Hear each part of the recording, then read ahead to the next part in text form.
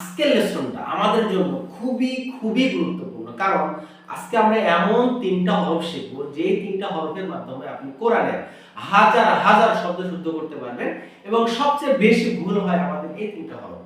এবং এই তিনটা হরফের ভিতরে এমন একটা হরফ আছে যেটার উচ্চারণটা টোটালি ইউনিক। কোরআনে আরবি ভাষার ভিতরে শুধু না, পৃথিবীর অন্য কোনো ভাষার ভিতরে যেটার উচ্চারণ পাওয়া যায় না। আপনারা কি জানেন আরবি সেই হরফটার নাম কি? আপনি যদি জেনে থাকেন আমাদের কমেন্টসে বলেন, আমরা ইনশাআল্লাহ দ্রুতই আপনাকে সেই হরফটার নাম বলে দেব ইনশাআল্লাহ। যদি ভিডিওটা শেষ পর্যন্ত দেখেন আপনি অবশ্যই জানতে পারবেন। আমরা অনেক গবেষণা করে দেখেছি যে তাদেরই শুদ্ধ হওয়া সম্ভব অনলাইন কোর্সে যারা পড়াটা শুনিয়ে ফিডব্যাকটা নিতে পারবে বা শুদ্ধ করে নিতে পারবে। একমাত্র বাংলাদেশে আমরাই অনলাইন কোরআন শিক্ষার কোর্সে এই সাপোর্টটা আপনাদেরকে দিচ্ছি। আপনি আমাদের কোয়ালিটি ভিডিও থেকে শিখবেন, প্র্যাকটিস থেকে প্র্যাকটিস করবেন। সাথে যে দুইটা বিশেষ সুবিধাটা পাবেন সেটা একটা হলো এই যে আমাদের প্রিমিয়াম কোয়ালিটির বইটা, যেটা বাইরের মানুষ 350 টাকা হাদিয়া দিয়ে সংগ্রহ করে, আপনার এটা গিফট হিসেবে আপনার বাসায় চলে যাবে। ফাইনালি বই থেকে প্র্যাকটিস করে লেসন অনুযায়ী আমাদেরকে সরাসরি হোয়াটসঅ্যাপ, মেসেঞ্জার বা সরাসরি কল করে আপনার পড়াটা শোনাবেন। আসসালামু আলাইকুম ওয়া রাহমাতুল্লাহি ওয়া বারাকাতুহু। সম্মানিত কোরআনের দর্শক শ্রোতা, ষষ্ঠ নম্বর পাঠে আমরা শিখতে যাচ্ছি আরো তিনটা খুবই খুবই গুরুত্বপূর্ণ আরবি হরফ, যেটা আমাদের কোরআন পড়তে গেলে পদে পদে লাগবে এবং উচ্চারণের দিক থেকেও সেটা আমাদের জানাটা খুবই জরুরি। তার মধ্যে প্রথম অক্ষরের নাম হলো বদ। আমরা বলেছি আরবি প্রত্যেকটা হরফ টেনে টেনে বলতে হবে, শুধু হামজা এবং আলিফ ছাড়া। সো দরটা আমরা টেনে বললাম এবং দরটা কিন্তু একটা মোটা ধ্বনির অক্ষর, যেটাকে আরবিতে কি বলে? ইস্তিআলা বলে। ইস্তিআলা মানে মোটা। সো দরটার মাখরাজ কি হবে? দরটার মাখরাজ হবে জিহ্বার কিনারা, মানে কি একটু পার্শ্ব আছে, সাইড, এবং মাড়ির দাঁতের গোড়া। আমি বাম সাইডে লাগিয়ে বলতেছি বদ। আচ্ছা, দদ হলে এক হলো মোটা করতে হবে, আরেকটা হলো চার আলিফ টান দিতে হবে, আরেকটা হলো শেষে একটা ধাক্কা দিতে হবে। কেন? কারণ দদ অক্ষরটা যদি আপনি আরবি হরফ দিয়ে লিখেন তাহলে শেষে একটা কলকলার নিয়ম হয়, যেটা আমরা আরো পরবর্তী ক্লাসে বিস্তারিত জানতে পারবো। সো দদের উচ্চারণটা হলো জিহ্বার কিনারা, ডান অথবা বাম সাইড যে কোনো জায়গায় লাগান, মাড়ির দাঁতের গোড়ার সাথে লাগিয়ে বদ।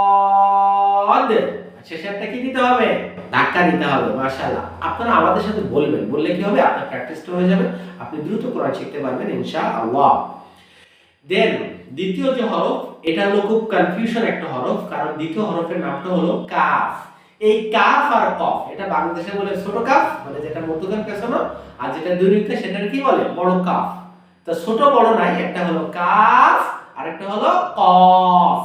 তাহলে কাফটা হলো মাখরাজটা হলো কি? কাফের মাখরাজটা হলো জিহ্বার গোড়া থেকে একটু সামনে। যদি আপনি এটাকে জিহ্বা মনে করেন তাহলে এটার গোড়া এটা থেকে একটু সামনে, আবার মিডল না, জিহ্বার মিডল না, অর্থাৎ জিহ্বার মিডল এবং গোড়া এইটার মাঝামাঝি যে জায়গা, এখান থেকে উপরে তালুর সাথে নরম করে লাগিয়ে বলতে হবে, হালকা করে লাগিয়ে বলতে হবে কা কা কা কাফ। আরো সহজ করে বললে বাংলায় যে ক আছে না, ক একা, ঠিক এই টাইপের উচ্চারণ, কা কা কা কাফ কাফ। এটা হলো কাফ। দেন এটা কিন্তু মোটা বা চিকন কোনটা, এটা নরমাল অক্ষর। দেন আরেকটা আছে কফ, যেটাকে আমরা বাংলাদেশে বড় কফ বলি, বা যেটার উপরে দুইটা নোক্তা থাকে, মাথাটা গোল, গোলের উপরে দুইটা নোক্তা থাকলে কি কফ হয়, কফ। তো কফটা আমরা একটু টেনে বলবো, কফ বলবো না কাফ। কাফ বললে মধ্যখান পেছানো ছোট কাফটা হয়ে যাবে। আমরা বলবো দুই নোক্তাওয়ালা কফ, টেনে বললাম। জিহ্বার গোড়া উপরেরটা, অর্থাৎ জিহ্বার গোড়ার সাথে যে উপরের তালু আছে সেখান থেকে আমরা বলে ফেলবো কফ কফ। ওকে, কফ। আশা করি বুঝতে পেরেছেন। তো এই তিনটা হরফের কিন্তু মূল শেপ ছাড়া আরো তিনটা করে শেপ আছে। তাহলে আরবি হরফের সর্বোচ্চ কয়টা শেপ হতে পারে? সর্বোচ্চ 4টা শেপ হতে পারে, এবং এই তিনটা হরফের কিন্তু সবগুলোরই সর্বোচ্চ শেপগুলো রয়েছে। তো দদের শেপগুলো চলেন আমরা দেখি। তাহলে দদের মূল শেপটা হলো যে জিহ্বার মধ্যে যে অংশটা, যেটার উপরে নোক্তা আছে, এটা হলো দদের মূল অংশ। তাহলে দদের হলো তিনটা শেপ, শুরু, মধ্যখান এবং শেষ। তো চলুন আমরা জবরজের পেজে একটু প্র্যাকটিস করি বই থেকে। বদ জবর দ, বদ জের দি, দদ পেশ দু, কি হলো? দ দি দু, দ দি দু। মাশাআল্লাহ, এই বেসিক উচ্চারণটা আপনাদেরকে শুদ্ধ পারতে হবে, কারণ এই জবর জের পেশের উচ্চারণ যদি ঠিক হয়ে যায় বা ফাতা কাসরা দাম্মার উচ্চারণ ঠিক হয়ে যায়, তাহলে আপনার মূল উচ্চারণগুলো শুদ্ধ হবে। আর যদি এই উচ্চারণগুলো গড়মিল হয়, তাহলে কিন্তু আপনার শব্দের উচ্চারণে, আয়াতের উচ্চারণে সব জায়গায় প্রবলেম ক্রিয়েট হবে।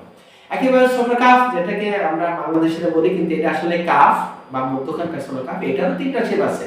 তাহলে শুরুর শেপটা আপনারা দেখতে পাচ্ছেন, একটা কে এর এই পাশের মতো, দেন মিডল শেপ দুই পাশে কানেক্টর, আর শেষ শেপটা হলো পুরুষ শেপের মতোই, আগে একটা কানেক্টর আছে। সো কাপ জবর কা, কাপ জের কি, কাপ পেশ কু, কা কি কু, কা কি কু। ওকে, দেন দুই নুক্তা ওয়ালা, যেটাকে বাংলাদেশে আমরা বলি বড় কফ, তাহলে এটারও তিনটা শেপ আছে। সুতরাং যদি সার্কেলের উপরে দুই নুক্তা হয় এবং সেটার পরে কানেক্টর হয়, তাহলে ফুল ফর্ম ইনিশিয়াল। যদি দুই পাশে কানেক্টর হয়ে সার্কেলের উপরে দুই নুক্তা হয়, তাহলে এটা হলো মিডল। আর যদি ফুল শেপের মধ্যে কিন্তু আগে কানেক্টর হয়, তাহলে সেটা হবে এন্ডিং বা শেষ শেপ। ওকে, সর্বশেষ আকৃতি। সো কফ জবর কি উচ্চারণ, ক বলা যাবে না, কা, কা হলে ছোট কাফ হয়ে যাবে বা মধ্যখান পেছানো। এটা হলো ক। কফ জের কি, কফ পেশ কু, ক কি কু, ক কি কু। ঠিক এই লেসনের পরের পৃষ্ঠায় রয়েছে আমাদের এই ষষ্ঠ নম্বর লেসনের প্র্যাকটিস শিট। এতক্ষণ যা বললাম, এটার মূল রেজাল্ট হলো আমাদের এই পেজটা। আপনি যদি এই পেজের বেসিক উচ্চারণটা পেরে যান, তাহলে ইনশাআল্লাহ কোরআনে হাজার হাজার উচ্চারণে আপনার কিন্তু আর প্রবলেম হবে না। সো এই লেসনের রিডিং টাইম আমাদের 35 সেকেন্ড। সো আমরা একটু প্র্যাকটিস করব, শুরুতে বানান করে আস্তে আস্তে পড়বো, তারপরে ফাস্ট পড়বো, তারপরে টোটালটা পড়বো, ফাইনালি আমরা এই রিডিং টাইম ফলো করে লাস্ট টাইমটা করব। আর আপনারা যদি আমাদের প্রিমিয়াম কোর্সটা নিয়ে নেন, তাহলে কিন্তু আপনারা এই পড়াটা, এই যে প্র্যাকটিস শিটের পড়াটা কিন্তু আমাদেরকে সরাসরি চাইলেও শোনাইতে পারেন। ওকে, তো জাযাকাল্লাহু খাইর। তো চলুন আমরা প্র্যাকটিস করি। দ জবর দ, কাফ জবর কা, কফ জবর ক, কি হলো দ কা ক, দ কা ক। ওকে, দদ জের দুই, এই যে জিহ্বার পাশ দিয়ে আমরা বলতেছি মোটা করে দুই। কাফ জের কি, জিহ্বার গোড়া থেকে একটু সামনে কি। কফ জের কি, জিহ্বার গোড়া উপরের তাল কি, তাহলে কি হলো দুই কি কি, দুই কি কি। দদ পেশ দু, যে কোনো পেশযুক্ত উচ্চারণে আমাদের ঠোঁটকল করতে হবে। আর কিসে ঠোঁটকল করতে হবে, ওয়াওয়ার যে কোনো উচ্চারণ, ওয়াওয়ের জবর জের সব উচ্চারণে ঠোঁটকল হবে, আর পেশযুক্ত যে কোনো অক্ষর ঠোঁটকল হবে। আর নরমালি জবর জের পেশে অন্য কোনো অক্ষরে ঠোঁটটা গোল হবে না। সো দদ পেশ আমরা ঠোঁটকল করে বলবো এবং মাখরাজ ঠিক থাকবে দু, ঠিক আছে দু। দদ পেশ দু, কাপ পেশ কু, কফ পেশ কু, কি হলো দু কু কু, দু কু কু।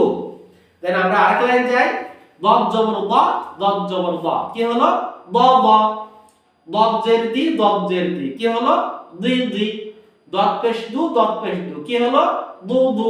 ওকে, তাহলে দ দ, দি দি, দু দু। একই ভাবে কা কা, কি কি, কু কু। একই ভাবে ক ক, তি তি, কু কু। খুবই সহজ। এখন আমাদের মিক্স, কারণ জবরের উপরে জের আসবে, জের উপরে পেশ আসবে, পেশের পরে আবার জবর আসবে। এই যে প্র্যাকটিস গুলো, এটা হলো আমাদের এই প্র্যাকটিস শিট থেকে আপনি যখন প্র্যাকটিসটা করবেন, তখন আপনার সব ধরনের প্র্যাকটিসটা হয়ে যাবে, অর্থাৎ মুখের জড়তাটা দূর হয়ে যাবে ইনশাআল্লাহ। তাহলে কি হবে, দদ জবর দ, দদ পেশ দু, কি হবে দদু। এখানে আমরা নতুন চ্যানেল ভুল করে বলি দদু, এরকম টান দিই। এখানে কিন্তু কোনো টান দেওয়া যাবে না। টান যেখানে নাই, সেখানে আপনি টান দিলে ভুল হবে, অর্থ বিকৃত হবে। অর্থাৎ যেখানে টান নাই, সেখানে ভুলও টান দেওয়া যাবে না, আর যেখানে টান আছে সেই টানটা বাদ দেওয়া যাবে না। এটা খুবই গুরুত্বপূর্ণ। এবং আমাদের এই বইয়ের লেসন হিসাবে 1 থেকে 9 নম্বর লেসনের কোনো প্র্যাকটিসে কোনো টান দেওয়ার দরকার নেই, কারণ এখানে কোনো টানের নিয়ম নাই। 10 নম্বর লেসন থেকে আমাদের টানের নিয়মটা আসবে। সো আমরা কি বলবো, দদু, দদ জের দি, দদ জবর দা, দি দ। দদ পেশ দু, দদ জের দি, দু দি, কি হলো দদু, দি দ, দু দি। একই ভাবে কাকু, কাকি, কুকা। ককি, কিকু, কুকি। ওয়াদিদু, কাকিকু, ককিকু। আপনি যখন বারবার বারণ করে প্র্যাকটিস করে যখন ফাইনালি বলবেন, এভাবে করবেন ব কা ক, দি কি কি, দু কু কু, দ দ, দি দি, দু দু, কা কা, কি কি, কু কু, ক ক, তি তি, কু কু, দ দু, দি দ, দু দি, কাকু, কাকি, কুকা। ককি, কিকু, কুকি, বদিদু কাকিকু ককিকু। মাশাআল্লাহ। তো আমরা 6 নম্বর লেসনটা কিন্তু টোটালি আপনাদেরকে পারফেক্টলি এবং সহজভাবে বোঝানোর চেষ্টা করলাম। এবং প্রথমে আমরা যে কোশ্চেনটা দিয়েছিলাম যে এমন একটা মানে হরফ আছে আরবির ভিতরে এবং এই লেসনে সেটা যেটা কোরআনের ইউনিক উচ্চারণ এবং পৃথিবীর সমস্ত ভাষার ভিতরে অন্য কোনো ভাষায় সেই উচ্চারণটা পারবেন না। সেই হরফটা ছিল দদের উচ্চারণ, দদ। এজন্য আরবরা বলে নাহনু আবনাউদ, আমরা হলো দয়ের সন্তান, মানে আমরা এমন একটা মানে ইউনিক উচ্চারণ আমাদের আছে, সেটা হলো দদ। আমরা এই দদের সন্তান, মানে আমরা ইউনিক, এটা গর্ব করে বলে। সো মাশাআল্লাহ, আমরা দদ, কাফ এবং কফের উচ্চারণ শিখলাম। এর ভিতরে কাফ এবং কফ এই দুইটার জন্য পার্থক্য আমাদের হয়। একটা হলো কাফটা হলো জিহ্বার গোড়া থেকে একটু সামনে কা কা কা, আর কফটা হলো জিহ্বার গোড়া উপরের তালু ক ক ক, ঠিক আছে? এই দুটো উচ্চারণ মিক্স হয়। যেমন সূরাতুল ইখলাসে আছে কুল হুয়াল্লাহু আহাদ, বলা যাবে না কুল হুয়াল্লাহু, ছোট কাফ হয়ে যাবে, মানে নরমাল কাফ হয়ে যাবে, এটা বলা যাবে না, বলতে হবে কুল কুল কুল হুয়াল্লাহু আহাদ। কেমন? ইনশাআল্লাহ আমরা যদি এই বেসিকটা সুন্দর করে আমাদের সাথে আপনারা চলতে থাকেন, ইনশাআল্লাহ খুব দ্রুত কোরআন শিখে ফেলবেন। যদি এই ভিডিও থেকে আপনি সামান্য উপকৃত হন, অবশ্যই আপনার সোশ্যাল মিডিয়ায় প্রোফাইলে আমাদের এই ভিডিওটা একটু শেয়ার করবেন, রিকোয়েস্ট। কারণ হতে পারে আপনার একটা শেয়ারে আপনার এক বন্ধু, আপনার নিয়ারেস্ট, আপনার আত্মীয়-স্বজন, ফ্রেন্ড সার্কেল কেউ কোরআন পড়া শুরু করে দেবে। আর সে যতদিনে আপনার এই উৎসাহ থেকে, আপনার একটু শেয়ার থেকে শুরু করেছে কোরআন পড়াটা, এরপর সে কোরআন শিখবে, যতদিন পড়বে এর একটা পার্ট কবরে যাওয়ার পরেও আপনি পেতে থাকবেন। এটাকে বলে সাদাকায়ে জারিয়া। সো আমরা আপনাকে শেয়ার করতে বলছি আমাদের কোনো লাভের জন্য না, বরং আপনার লাভের জন্য। হ্যাঁ, আমাদের যেটা লাভ এটা হয়ে যাবে ইনশাআল্লাহ, বাট আপনার একটা শেয়ারে যদি কিছু মানুষ এটা দেখে, কিছু মানুষ নতুন করে তার উৎসাহ যোগায়। কারণ আমাদের কাছে অসংখ্য ফোন আসে যে উস্তাদ এতদিন আমি কোরআন শেখার চেষ্টা করেছি, কঠিন লাগছে, হ্যাঁ আমি এতদিন উস্তাদের কাছে পড়ছি, বাট আপনাদের ভিডিও দেখে শেখার পরে আমার একটু সহজ লাগছে। সো আপনি অবশ্যই একটা শেয়ার করে দিবেন। আর আপনার কোনো কোশ্চেন থাকলে অবশ্যই আমাদেরকে কমেন্টস করে জানাবেন। আরো কমেন্টস করতে পারেন আমাদেরকে যে আপনি কোন বিষয়টা জানতে চান কোরআন শেখার ভিতরে, সেটা কমেন্টস করলে আমি সেটার উপরে আপনাদেরকে ভিডিও বানিয়ে দেবো ইনশাআল্লাহ। আর পরবর্তী লেসনে আমরা আরো নতুন নতুন এবং মজার খুব ইফেক্টিভ 3টা হরফ শিখবো, যার মধ্যে রয়েছে জিম, শিন এবং ইয়া। সপ্তম লেসনের ভিডিও দেখার আমন্ত্রণ জানিয়ে আজকে পর্যন্ত। মা আসসালামা, আসসালামু আলাইকুম ওয়া রাহমাতুল্লাহি ওয়া বারাকাতুহু।